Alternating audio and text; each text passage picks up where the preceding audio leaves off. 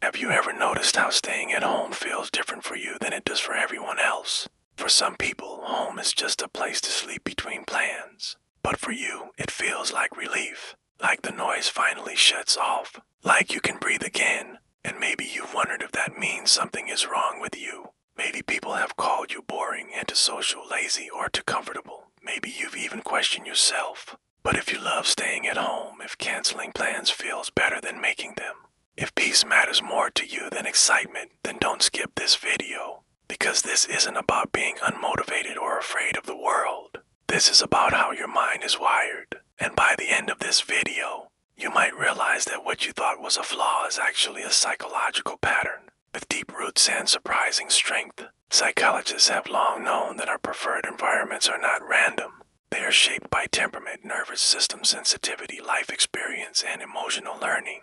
People who love staying at home often have nervous systems that process stimulation more deeply. Crowds, noise, constant interaction, it all demands energy. Not in a dramatic way, but in a quiet, cumulative way. Over time, the brain learns where it feels regulated and safe. And for many people, that place is home.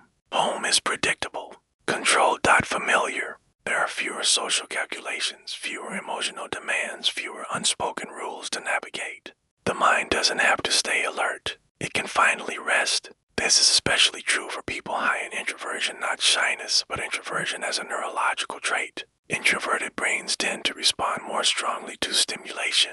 They don't need as much external input to feel satisfied. So while others seek activity to feel alive, introverts often seek stillness to feel balanced. Staying at home isn't avoidance. It's regulation. It's how their nervous system resets. But personality is only one layer. Life experience plays a huge role too.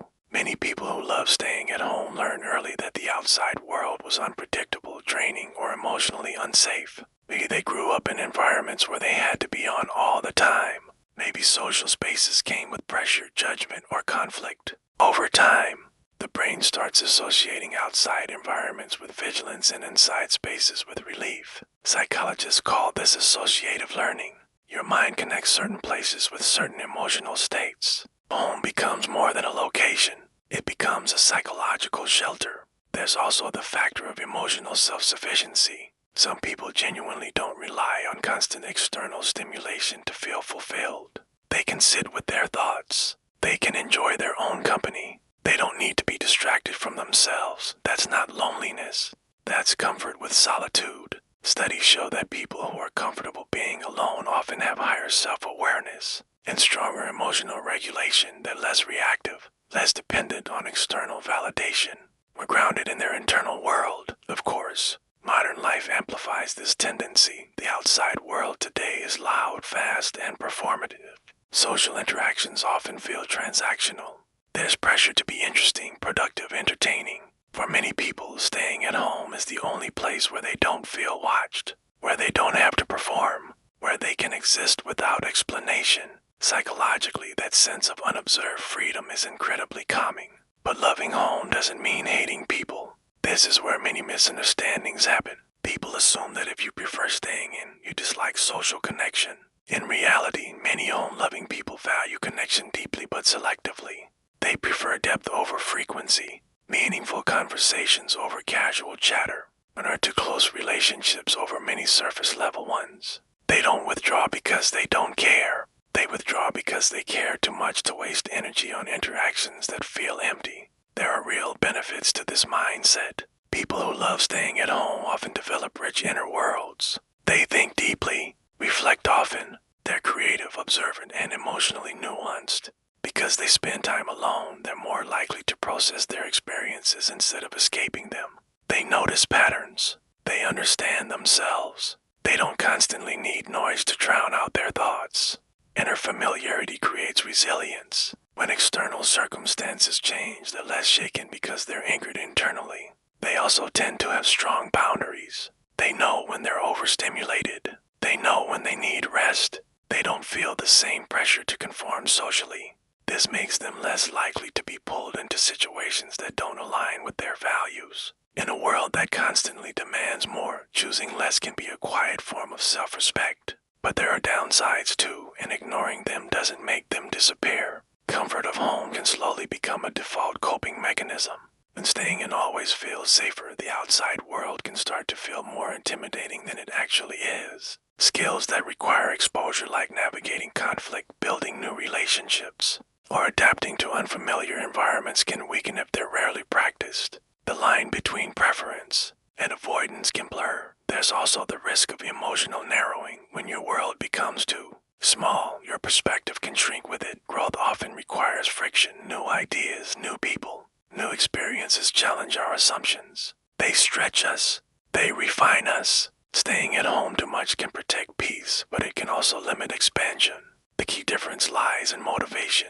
Are you staying home because it nourishes you or because it shields you? Another subtle cost is invisibility. When you opt out often, people may stop inviting you, not out of malice, but assumption. Over time, this can lead to unintended isolation. Even if you enjoy solitude, humans still need connection. Not constant, but consistent. The healthiest pattern isn't total withdrawal or constant socializing. It's intentional balance. The most psychologically healthy home lovers are not hiding. They're choosing. They go out when it matters. They rest when they need to. They don't confuse peace with fear. They understand that staying home is not an identity, it's a preference. And preferences can evolve. So if you love staying at home, there's nothing broken about you. Your mind may simply be wired for depth over stimulation, safety over chaos, presence over performance. But self-awareness matters. Ask yourself what home gives you. Is it rest, control, recovery, or escape? The answer changes everything. Because when staying at home is a conscious choice, it becomes power. When it's an unconscious reflex, it can become a cage. The difference is subtle but life-changing.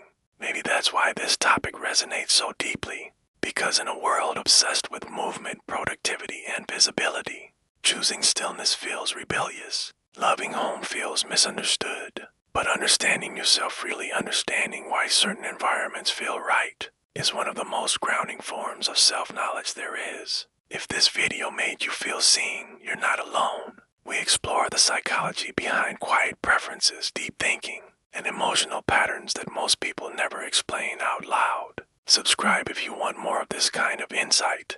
If you want to connect with others who value depth, calm, and meaningful growth, join our Discord community. The link is in the description. Sometimes staying home isn't about avoiding life. Sometimes it's about finally feeling at home within yourself.